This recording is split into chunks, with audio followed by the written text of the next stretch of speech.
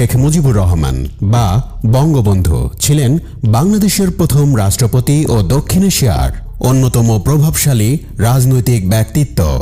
তিনি ভারত বিভাজন আন্দোলনে সক্রিয় অংশগ্রহণ করেন এবং পরবর্তীকালে পূর্ব পাকিস্তানকে স্বাধীন দেশ হিসেবে প্রতিষ্ঠার সংগ্রামে কেন্দ্রীয়ভাবে নেতৃত্ব প্রদান করেন।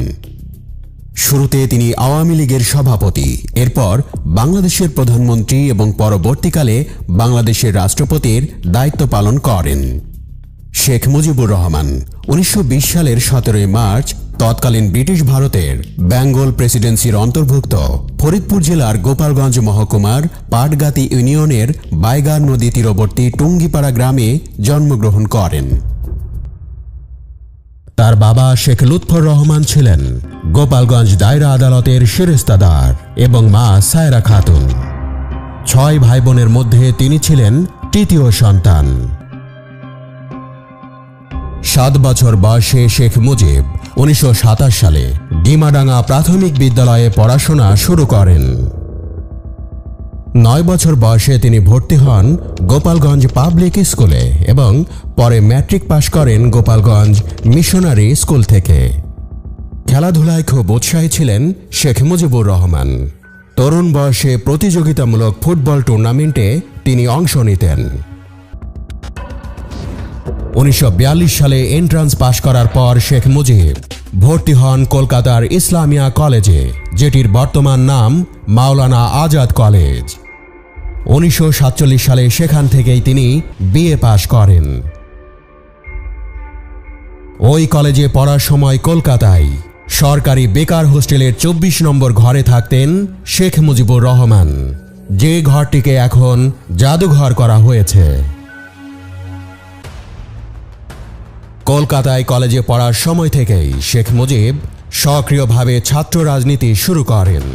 তিনি 1946 সালে ইসলামিয়া কলেজ ছাত্র ইউনিয়নের সাধারণ সম্পাদক নির্বাচিত হয়েছিলেন এবং এ সময়ে তিনি হোসেন শহীদ সোহরাওয়ার্দীর সহকারী নিযুক্ত হয়েছিলেন। 1946-এর প্রাদেশিক নির্বাচনে শেখ মুজিব মুসলিম লীগের পক্ষে গুরুত্বপূর্ণ ভূমিকা পালন করেন। 1943 সালে তিনি যোগ দিয়েছিলেন বেঙ্গল মুসলিম লীগে। তিনি পাকিস্তানে আলাদা মুসলিম রাষ্ট্র গঠনের পক্ষে বেঙ্গল মুসলিম লীগের হয়ে সক্রিয় আন্দোলনে অংশ নেন 1946 সালে। 1946-এই কলকাতায় ভয়াবহ সাম্প্রদায়িক দাঙ্গার পর শেখ মুজিব শান্তি ও সম্প্রীতির জন্য আন্দোলনে সক্রিয়ভাবে অংশ নেন। দাঙ্গার বিরুদ্ধে মোহনদাস করমচাঁদ গান্ধীর শান্তি মিশনে সহযোগিতার বিষয় নিয়ে কথা বলতে তিনি ও মিস্টার সোহরাওয়ার্দী দেখা করেন মিস্টার গান্ধীর সঙ্গে। হোসেন শহীদ সোহরাওয়ার্দী এবং মাওলানা ভাসানী 1949 সালে পূর্ব পাকিস্তান আওয়ামী মুসলিম লীগ গঠন করার পর শেখ মুজিবুর রহমান মুসলিম লীগ ছেড়ে দিয়ে এই নতুন দলে যোগ দেন এবং তাকে পূর্ব পাকিস্তান অংশের যুগ্ম সাধারণ সম্পাদক করা হয়। শেরে বাংলায় ফজলুল হক, হোসেন শহীদ সোহরাওয়ার্দী ও মাওলানা ভাসানীর নেতৃত্বে 1954 সালে যুক্তফ্রন্ট নামে গঠিত বিরোধী রাজনৈতিক জোটের টিকিটে 1954 নির্বাচনে গোপালগঞ্জ আসন থেকে বিজয়ী হন শেখ মুজিব। তাকে তখন কৃষি ও বন মন্ত্রণালয়ের দায়িত্ব দেওয়া হয়েছিল। ওই জোটের মূল দাবি ছিল পূর্ব পাকিস্তানের জন্য অধিকতর স্বায়ত্তশাসন। 1955 সালে বাংলাদেশ আওয়ামী মুসলিম লীগের বিশেষ অধিবেশনে সর্বসম্মতিক্রমে দলের নাম থেকে মুসলিম শব্দটি বাদ দেওয়া হয়। শেখ মুজিব আবার দলের মহাসচিব নির্বাচিত হন। 1956 সালে শেখ মুজিব প্রাদেশিক আওয়ামী লীগ সরকারে মন্ত্রী হিসেবে যোগ দেন। তখন পূর্ব পাকিস্তানের মুখ্যমন্ত্রী ছিলেন আতাউর রহমান খান। তবে দলের সাধারণ সম্পাদক পদে কাজ অব্যাহত রাখার জন্য তিনি মন্ত্রী পদ থেকে ইস্তফা দেন 1957 সালে। দলের সাধারণ সম্পাদক নির্বাচিত হবার পর 1957 সালের 24 জুন শেখ মুজিব চীনে সরকারি সফরে যান। রাজনৈতিক অস্থিরতার সুযোগে 1958 সালের 7 অক্টোবর পাকিস্তানের তৎকালীন প্রেসিডেন্ট ইস্কান্দার মির্জা সমগ্র পাকিস্তানে সামরিক আইন জারি করেন এবং সশস্ত্র বাহিনীর সর্বাধিনায়ক জেনারেল আইয়ুব খানের যোগসাজশে নির্বাচিত সংসদীয় সরকারকে উৎখাত করে পাকিস্তানের সামরিক আইন জারি করেন। তিনি জেনারেল আইয়ুব খানকে প্রধান সামরিক আইন প্রশাসক এবং একই সঙ্গে প্রধানমন্ত্রী হিসেবে নিয়োগ করেন। কিন্তু উচ্চাভিলাষী আইয়ুব খান এতেও সন্তুষ্ট ছিলেন না। এর মাত্র 3 সপ্তাহ পর 27 অক্টোবর আইয়ুব খান প্রেসিডেন্ট মির্জাকে উৎখাত করে রাষ্ট্র ক্ষমতা দখল করেন। এর পরের দিন আইয়ুব খান এক আদেশ জারির মাধ্যমে প্রধানমন্ত্রীর পদ বিলুপ্ত ঘোষণা করেন এবং পাকিস্তানের প্রেসিডেন্ট হিসেবে দায়িত্বভার গ্রহণ করেন। অন্যান্য সাধারণ ছাত্র নেতাদের নিয়ে 1961 সালে গোপনে তিনি স্বাধীন বাংলা বিপ্লবী পরিষদ নামে এক সংগঠন গড়ে তোলেন, যার লক্ষ্য ছিল বাংলাদেশের স্বাধীনতা আদায়ের লক্ষ্যে কাজ করা। বিভিন্ন জনসভায় আইয়ুব খানের শাসনের বিরোধিতা করে ভাষণ দিতে থাকেন শেখ মুজিবুর রহমান। 1962 সালে আইয়ুব খানের সরকার তাকে গ্রেপ্তার করে। 1966 সালের 5 ও 6 ফেব্রুয়ারি লাহোরে অনুষ্ঠিত বিরোধী রাজনৈতিক দলগুলোর এক সম্মেলনে আওয়ামী লীগের পক্ষ থেকে শেখ মুজিবুর রহমান পূর্ব পাকিস্তানে পূর্ণ স্বায়ত্তশাসন প্রতিষ্ঠার লক্ষ্যে 6 দফা দাবি পেশ করেন। 1966 সালের ফেব্রুয়ারি মাসে লাহোরে পাকিস্তানের সবগুলো রাজনৈতিক দলের একটা কনফারেন্স হয়, আর সেই সভাতে শেখ মুজিবুর রহমান তার ঐতিহাসিক 6 দফা দাবি ঘোষণা করলেন। এই কারণে এই দাবি উত্থাপক দল হিসেবে আওয়ামী লীগের উপর নিপীড়ন চালানো শুরু হয়। এই সময় শেখ মুজিব সহ আরো অনেককেই গ্রেপ্তার করা হয়। পরে শেখ মুজিবুর রহমান মুক্তি পেয়ে বাংলাদেশে এসে 18 মার্চ জনগণের উদ্দেশ্যে 6 দফা দাবি পেশ করেন। এই সময় শেখ মুজিবুর রহমানের নেতৃত্বাধীন আওয়ামী লীগের পক্ষ থেকে পূর্ব পাকিস্তানে স্বায়ত্তশাসনের তীব্র দাবি উত্থাপিত হয়। 1968 সালের 3রা জানুয়ারি এর ফলে তাকে আগরতলা ষড়যন্ত্র মামলা নামে যে মামলাটি হয় তাতে 1 নম্বর আসামি করা হয়। বলা হলো, শেখ মুজিব ও তার সহযোগী বাঙালি কর্মকর্তারা ভারতের ত্রিপুরা রাজ্যের আগরতলা শহরে ভারত সরকারের সাথে এক বৈঠকে পূর্ব পাকিস্তানকে বিচ্ছিন্ন করার ষড়যন্ত্র করেছে। ওই মামলা প্রত্যাহারের দাবিতে দেশব্যাপী যে ছাত্র আন্দোলন শুরু হয় তা এক সময় রূপ নেয় গণ আন্দোলনে। সেই গণ আন্দোলন বা 69-এর গণ অভ্যুত্থান চরম রূপ ধারণ করলে পাকিস্তান সরকার শেষ পর্যন্ত এই মামলা প্রত্যাহার করে নেয় এবং শেখ মুজিব সহ অভিযুক্ত সকলকেই মুক্তি দেয়া হয়। 1969 সালের 23 ফেব্রুয়ারি রেসকোর্স ময়দানে এক বিশাল জনসভায় কেন্দ্রীয় ছাত্র সংগ্রাম পরিষদের উদ্যোগে শেখ মুজিবুর রহমানকে বঙ্গবন্ধু উপাধি দেয়া হয়েছিল। 1969 সালের 10 মার্চ বিরোধী দলগুলোর সাথে রাজনৈতিক আলোচনার জন্য রাওয়ালপিন্ডিতে আইয়ুব খান গোল টেবিল বৈঠকের আয়োজন করেন, কিন্তু জুলফিকার আলী ভুট্টো এই বৈঠক বয়কট করেন। কিন্তু বঙ্গবন্ধু গোল টেবিল বৈঠকে আওয়ামী লীগের 6 দফা ও ছাত্র সমাজের 11 দফা দাবি উত্থাপন করেন। আইয়ুব খান বঙ্গবন্ধুর দাবি অগ্রাহ্য করলে 13 মার্চ তিনি গোল টেবিল বৈঠক ত্যাগ করেন এবং 14 মার্চ ঢাকায় ফিরে আসেন। পূর্ব পাকিস্তানে গণ আন্দোলনের প্রেক্ষাপটে 1969 সালের মার্চ মাসে ক্ষমতা ছেড়ে দিতে বাধ্য হন আইয়ুব খান। সেনাপ্রধান জেনারেল ইয়াহিয়া খান দায়িত্ব গ্রহণ করে সামরিক শাসন জারি করেন। তারপর ইয়াহিয়া খান পাকিস্তানের জাতীয় পরিষদের নির্বাচনের তারিখ ঘোষণা করেন। নির্বাচনে মোট 24টি দল অংশ নিয়েছিল।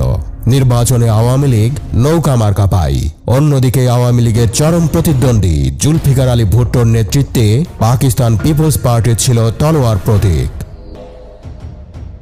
1970 সালের 7 জুন আওয়ামী লীগ আনুষ্ঠানিকভাবে নির্বাচনের প্রচারাভিযান শুরু করে। নির্বাচনী প্রচারাভিযানের ভাষণ বক্তৃতাগুলোতে স্থানীয় ইস্যুগুলোর পাশাপাশি 6 দফা কর্মসূচিও তুলে ধরা হয়। 6 দফা কর্মসূচি ছিল আওয়ামী লীগের নির্বাচনী প্রচারণার প্রধান অবলম্বন। নির্বাচনের আগে শেখ মুজিবুর রহমান তার প্রচারণায় সোনার বাংলা গড়ার প্রতিশ্রুতি দেন। পর্যবেক্ষকরা বলছেন, এই সোনার বাংলা স্লোগানটি পূর্ব পাকিস্তানের 7.5 কোটি মানুষের মধ্যে ব্যাপক সাড়া ফেলে। এই সোনার বাংলা স্লোগানের ভিত্তি ছিল 6 দফা এবং বাঙালি জাতীয়তাবাদ। জাতীয় পরিষদের সেই নির্বাচনে পূর্ব পাকিস্তানে ছিল 162টি আসন এবং পশ্চিম পাকিস্তানে ছিল 138টি আসন। পূর্ব পাকিস্তানে 162টি আসনের মধ্যে আওয়ামী লীগ 160টি আসনে জয়লাভ করে। পূর্ব পাকিস্তানের বাকি 2টি আসনের মধ্যে যারা জয়লাভ করেছিলেন তাদের একজন হলেন নুরুল আমিন এবং অপরজন হলেন চাকমা রাজা ত্রিদিব রায়। অন্যদিকে পশ্চিম পাকিস্তানে 138টি আসনের মধ্যে 81টি আসনে জয়লাভ করে জুলফিকার আলী ভুট্টোর নেতৃত্বে পাকিস্তান পিপলস পার্টি। সেই নির্বাচনের মাধ্যমে পূর্ব পাকিস্তানে শেখ মুজিবুর রহমান এবং পশ্চিম পাকিস্তানে জুলফিকার আলী ভুট্টো একচ্ছত্র নেতা হয়ে ওঠেন। এই নির্বাচনের ফলাফল নির্দেশ করে পাকিস্তানের 2টি অংশের জনগণের মধ্যে চিন্তাধারার পার্থক্য গভীরভাবে ফুটে ওঠে। নির্বাচনে আওয়ামী লীগ জয়লাভ করার পর আবার নতুন করে সংকট শুরু হয়। নির্বাচনের সময় সমগ্র পূর্ব পাকিস্তানকে একটি প্রদেশ হিসেবে গণ্য করা হয়। অন্যদিকে পশ্চিম পাকিস্তানকে 4টি প্রদেশে ভাগ করা হয়। মিস্টার ভুট্টো প্রশ্ন তোলেন, একটি প্রদেশে জয়ী হয়ে কিভাবে পুরো পাকিস্তানের শাসনভার শেখ মুজিবের হাতে তুলে দেওয়া যায়। মিস্টার ভুট্টোর এই অবস্থানের কারণে শেখ মুজিবের কাছে ক্ষমতা হস্তান্তরে টালবাহানা শুরু করেন প্রেসিডেন্ট ইয়াহিয়া খান। শেখ মুজিবকে সরকার গঠনে আহ্বান করার পরিবর্তে প্রেসিডেন্ট ইয়াহিয়া খান 1971 সালের 1 মার্চ জাতীয় পরিষদ অধিবেশন অনির্দিষ্টকালের জন্য স্থগিত ঘোষণা করেন। পূর্ব পাকিস্তানের বাঙালিরা বুঝতে পারল যে সংখ্যাগরিষ্ঠ হওয়া সত্ত্বেও শেখ মুজিবুর রহমানের দলকে সরকার গঠন করতে দেয়া হবে না।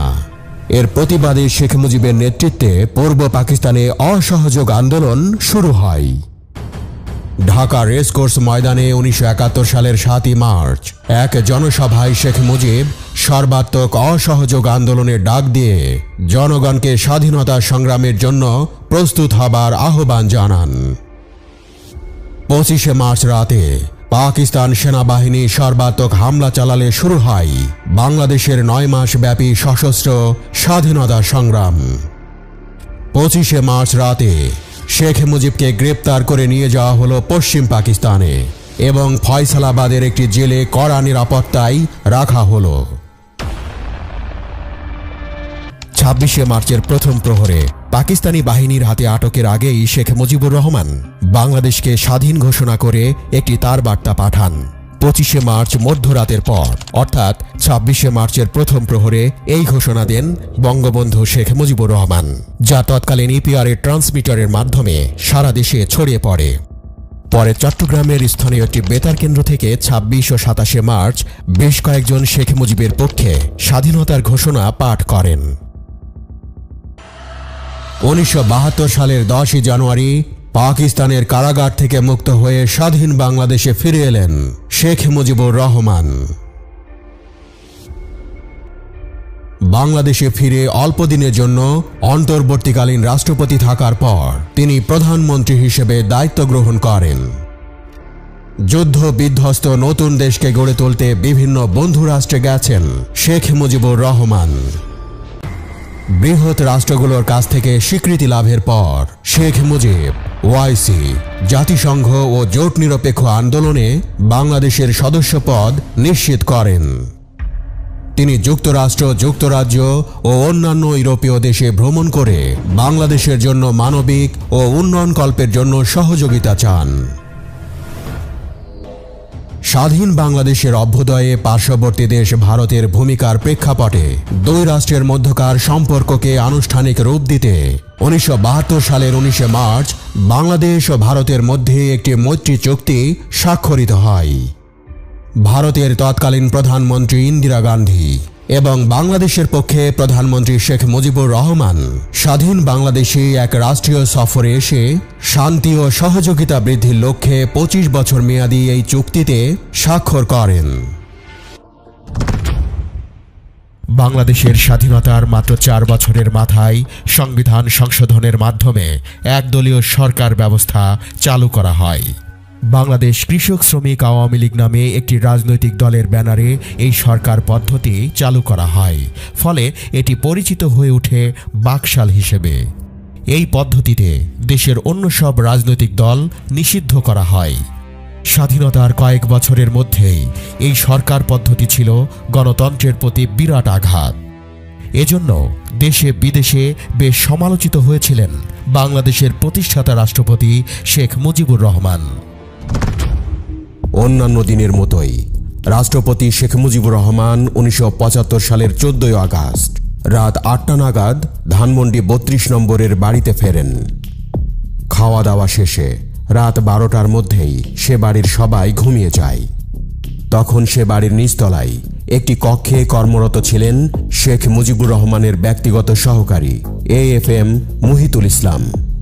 রাত 3টা নাগাদ ঘুমাতে যান মিস্টার ইসলাম। এর কিছুক্ষণ পরেই সেই বাড়িতে টেলিফোনের দায়িত্বে থাকা ব্যক্তি মিস্টার ইসলামকে ঘুম থেকে ডেকে তোলেন, কারণ রাষ্ট্রপতি তার সাথে কথা বলতে চেয়েছেন।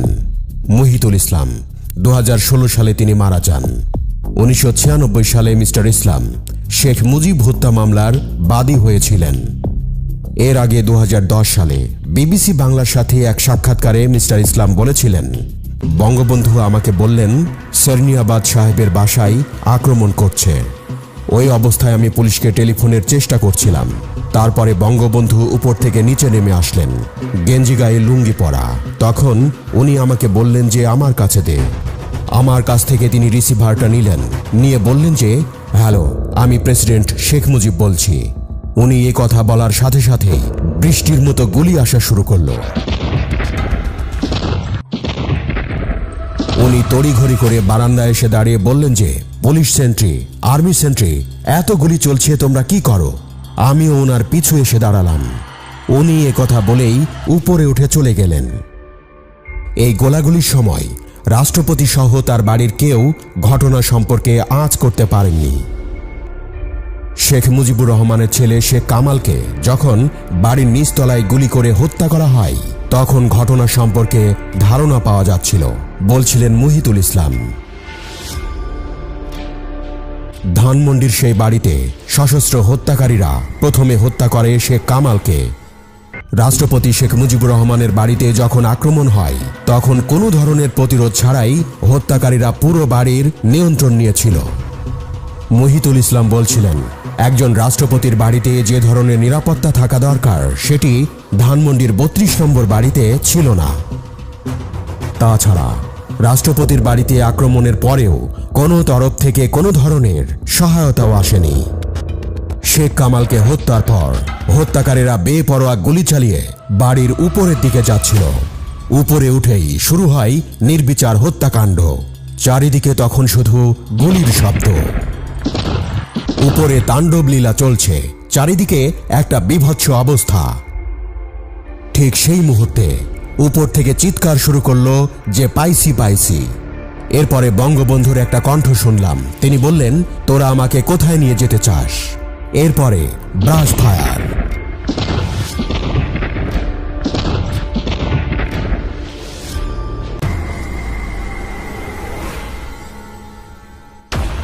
বঙ্গবন্ধুর কণ্ঠ আমরা আর শুনতে পাইনি। সে রাতের ঘটনা এভাবেই বর্ণনা করলেন মুহিতুল ইসলাম। মুহিতুল ইসলামের বর্ণনা অনুযায়ী ধানমন্ডির সেই বাড়িতে সর্বশেষ হত্যা করা হয় শেখ মুজিবুর রহমানের ছোট ছেলে শেখ রাসেলকে।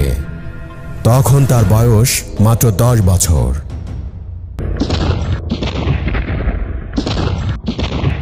রাষ্ট্রপতি শেখ মুজিবুর রহমানের পরিবারের সব সদস্যকে হত্যার পর ঘাতকরা একে অপরকে বলছিল, অল আর ফিনিশড।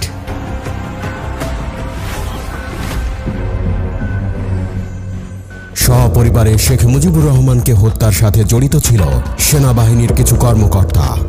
1975 সালের 15 আগস্ট ভোর 5টার দিকে হত্যাকাণ্ডের সাথে জড়িত একজন সেনা কর্মকর্তা মেজর রশিদের নেতৃত্বে একদল সেনা তার বাড়ি ঘিরে ফেলে। সেনাবাহিনীর 2টি ব্যাটালিয়ন এই অভ্যুত্থানের সাথে জড়িত থাকলেও পুরো সেনাবাহিনী সেটার পক্ষে ছিল না বলে উল্লেখ করেন আমিন আহমেদ চৌধুরী। হত্যাকাণ্ডের পর ধানমন্ডি 32 নম্বরের বাড়িটি অভ্যুত্থানের সাথে জড়িত সেনাদের নিয়ন্ত্রণে ছিল। সকাল 10টার দিকে আমিন আহমেদ চৌধুরী গিয়েছিলেন সেই বাড়িতে। ভোর 4:30 নাগাদ হত্যাকাণ্ড হলেও তখন সেখানে মৃতদেহ দেখেছেন মিস্টার চৌধুরী। সামরিক পোশাক পরিহিত অবস্থায় মিস্টার চৌধুরী সেখানে গেলেও তাকে বাড়ির ভেতরে ঢুকতে দিচ্ছিল না সৈন্যরা। মিস্টার চৌধুরীর বর্ণনা ছিল এরকম: আমি দোতলার সিঁড়িতে উঠতেই বঙ্গবন্ধুর লাশটা দেখি। তার চশমা ও পাইপটাও পড়েছিল।